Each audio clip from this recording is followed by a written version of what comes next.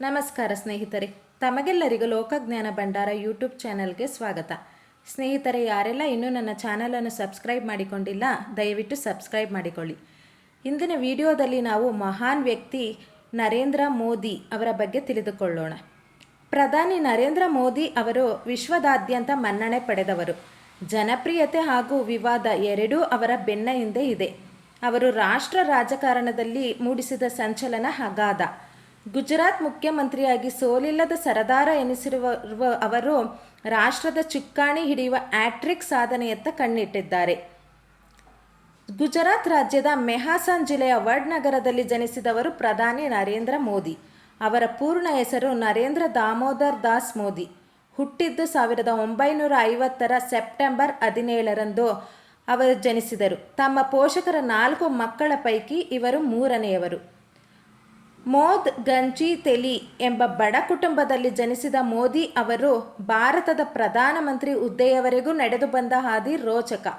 ಇವರ ತಂದೆ ದಾಮೋದರ್ ದಾಸ್ ಮುಲಚಂದ್ ಮೋದಿ ಹಾಗೂ ತಾಯಿ ಹೀರಾಬೆನ್ ಮೋದಿ ಅವರು ತಮ್ಮ ಬಾಲ್ಯದಲ್ಲಿ ವಡ್ನಗರದ ರೈಲ್ವೆ ನಿಲ್ದಾಣದಲ್ಲಿ ಚಹಾ ಮಾರುತ್ತಿದ್ದ ತಂದೆಗೆ ಸಹಾಯ ಮಾಡುತ್ತಿದ್ದರು. ಬಳಿಕ ಎಬಿವಿಪಿ ಕಾರ್ಯಕರ್ತರಾಗಿ ಪ್ರವಾಹ ಪೀಡಿತ ಪ್ರದೇಶಗಳಲ್ಲಿ ಜನರಿಗೆ ಸಹಾಯ ಮಾಡಿದ್ದರು. ಅವರಿಗೆ 18ನೇ ವಯಸ್ಸಿನಲ್ಲಿಯೇ ಜಶೋದಾ ಬೆನ್ ಎಂಬುವರ ಜೊತೆ ವಿವಾಹವಾಗಿತ್ತು. ಆದರೆ ಅವರು ಹೆಚ್ಚು ಸಮಯ ಸಾಂಸಾರಿಕ ಜೀವನ ನಡೆಸಿರಲಿಲ್ಲ. ಎಬಿವಿಪಿ ನಾಯಕರಾಗಿದ್ದ ಪ್ರಧಾನಿ ಮೋದಿ ಸಹಜವಾಗಿಯೇ ಅದರ ಪೋಷಕ ಸಂಸ್ಥೆಯಾದ RSSನ ಸಂಪರ್ಕಕ್ಕೆ ಬಂದರು. ಭಾರತದ ಇತಿಹಾಸ, ಆಧುನಿಕ ಭಾರತ ಸೇರಿದಂತೆ ಮುಂತಾದ ವಿಚಾರಗಳ ಅಧ್ಯಯನ ಮಾಡಿದರು. ಜೊತೆಯಲ್ಲಿ ರಾಜಕೀಯ ವಿಜ್ಞಾನ ವಿಭಾಗದಲ್ಲಿ ಸ್ನಾತಕೋತ್ತರ ಪದವಿ ಪಡೆದರು.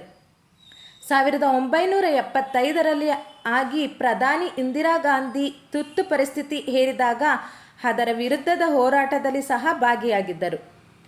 ಒಲಿದ ಮುಖ್ಯಮಂತ್ರಿ ಸ್ಥಾನ. ಹೇಗೆ ಅವರಿಗೆ ಮುಖ್ಯಮಂತ್ರಿ ಸ್ಥಾನ ಒಲಿಯಿತು ಎಂದರೆ 1985ರಲ್ಲಿ ಮೋದಿ ಅವರನ್ನು ಬಿಜೆಪಿಗೆ RSS ನೇಮಿಸಿತು.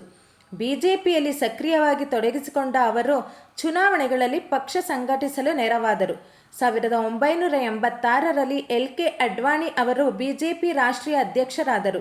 ಆಗ ಮೋದಿ ಅವರ ಹೆಸರು ಮುನ್ನೆಲೆಗೆ ಬಂದಿತ್ತು. 1987ರಲ್ಲಿ ಗುಜರಾತ್ ಬಿಜೆಪಿಯ ಸಂಘಟನಾ ಕಾರ್ಯದರ್ಶಿಯಾದರು. 2001ರಲ್ಲಿ ಗುಜರಾತ್ನ ಆಗಿನ CM ಕೇಶುಭಾಯಿ ಪಟೇಲ್ ಅವರ ಆರೋಗ್ಯದಲ್ಲಿ ಏರುಪೇರು ಉಂಟಾಗಿತ್ತು. ಅದೇ ವೇಳೆ ಪಟೇಲ್ ಆಡಳಿತದ ವಿರುದ್ಧ ಭಿನ್ನದನಿ ಶುರುವಾದಾಗ ಬಿಜೆಪಿ ನಾಯಕತ್ವಕ್ಕೆ ಕಂಡಿದ್ದು ನರೇಂದ್ರ ಮೋದಿ. 2001 ಅಕ್ಟೋಬರ್ 3ರಂದು ಗುಜರಾತ್ ಮುಖ್ಯಮಂತ್ರಿಯಾಗಿ ನರೇಂದ್ರ ಮೋದಿ ನೇಮಕಗೊಂಡರು. ಅವರ ಬಳಿಕ ನಡೆದ 2002ರ ಉಪಚುನಾವಣೆಯಲ್ಲಿ ಗೆಲುವು ಸಾಧಿಸಿ ಗುಜರಾತ್ ವಿಧಾನಸಭೆ ಪ್ರವೇಶಿಸಿದರು. 2002ರಲ್ಲಿ ಗುಜರಾತ್ನಲ್ಲಿ ಸಂಭವಿಸಿದ ಗೋಧ್ರಾ ದುರಂತ ಕೋಮುಗಲಭೆ ನರೇಂದ್ರ ಮೋದಿ ಅವರನ್ನು ವಿವಾದದಲ್ಲಿ ಸಿಲುಕಿಸಿತು.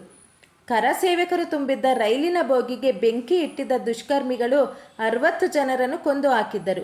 ಇದು ಗುಜರಾತ್ನಾದ್ಯಂತ ಹಿಂಸಾಚಾರ ಹಾಗೂ ಕೋಮುಗಲಭೆಗೆ ಕಾರಣವಾಯಿತು.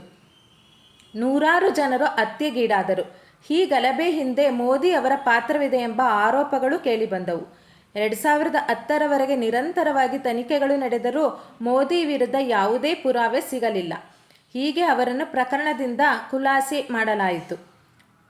ಗುಜರಾತ್ ಮುಖ್ಯಮಂತ್ರಿಯಾಗಿದ್ದಾಗ ನರೇಂದ್ರ ಮೋದಿ ಕೈಗೊಂಡ ನೂರಾರು ಅಭಿವೃದ್ಧಿ ಕಾರ್ಯಗಳು ಅವರ ಹೆಸರನ್ನು ಉತ್ತುಂಗಕ್ಕೆ ಏರಿಸಿತು. ಗುಜರಾತ್ ಅಭಿವೃದ್ಧಿ ಮಾದರಿ ಎನ್ನುವುದು ಮುಂದೆ ಬಿಜೆಪಿಯ ಪ್ರಚಾರದ ಘೋಷಣೆಯೂ ಆಯಿತು.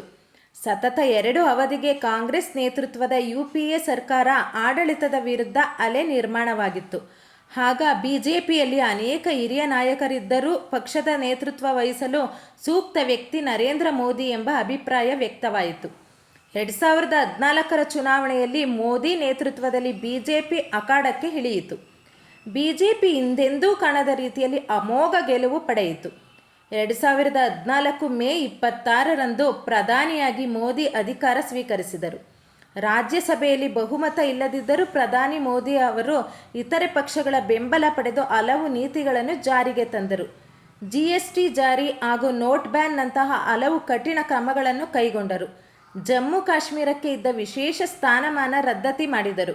ಇವು ವಿವಾದಕ್ಕೂ ಗ್ರಾಸವಾಯಿತು. ಪ್ರಧಾನಿ ಮೋದಿ ಅವರು ತಮ್ಮ ಮೊದಲ ಲೋಕಸಭೆ ಚುನಾವಣೆಯಲ್ಲಿ ಗುಜರಾತ್ನ ವಡೋದರ ಹಾಗೂ ಉತ್ತರ ಪ್ರದೇಶದ ವಾರಣಾಸಿ ಲೋಕಸಭೆ ಕ್ಷೇತ್ರಗಳಿಂದ ಸ್ಪರ್ಧಿಸಿದ್ದರು. ಎರಡೂ ಕ್ಷೇತ್ರಗಳಿಂದ ಅವರು ಗೆಲುವು ಸಾಧಿಸಿದರು. ಬಳಿಕ ವಡೋದರ ಕ್ಷೇತ್ರವನ್ನು ತೊರೆದು ವಾರಣಾಸಿ ಕ್ಷೇತ್ರವನ್ನು ಉಳಿಸಿಕೊಂಡರು. 2019 ಲೋಕಸಭೆ ಚುನಾವಣೆಯಲ್ಲಿ ವಾರಣಾಸಿ ಕ್ಷೇತ್ರದಿಂದ ಲಕ್ಷಾಂತರ ಮತಗಳಿಂದ ಅವರು ಜಯಗಳಿಸಿದ್ದರು. ಹಾಗೆ 2024 ಚುನಾವಣೆಯಲ್ಲೂ ಕೂಡ ಅವರು ಜಯಗಳಿಸಿದ್ದಾರೆ. ಈ ಮಹಾನ್ ವ್ಯಕ್ತಿ ಪ್ರಧಾನಿ ನರೇಂದ್ರ ಮೋದಿಜಿ ಅವರ ಬಗ್ಗೆ ನಿಮಗೆ ಮಾಹಿತಿ ಇಷ್ಟವಾಗಿದ್ದಲ್ಲಿ ಒಂದು ಪುಟ್ಟ ಲೈಕ್ ಕೊಡಿ. ಹಾಗೆ ನಿಮ್ಮ ಫ್ರೆಂಡ್ಸ್ ಮತ್ತು ಫ್ಯಾಮಿಲಿಗೂ ಶೇರ್ ಮಾಡಿ. ಹಾಗೆ ಈ ಚಾನಲನ್ನು ಯಾರು ಸಬ್ಸ್ಕ್ರೈಬ್ ಮಾಡಿಕೊಂಡಿಲ್ಲ, ದಯವಿಟ್ಟು ಸಬ್ಸ್ಕ್ರೈಬ್ ಮಾಡಿಕೊಳ್ಳಿ. ಧನ್ಯವಾದಗಳು.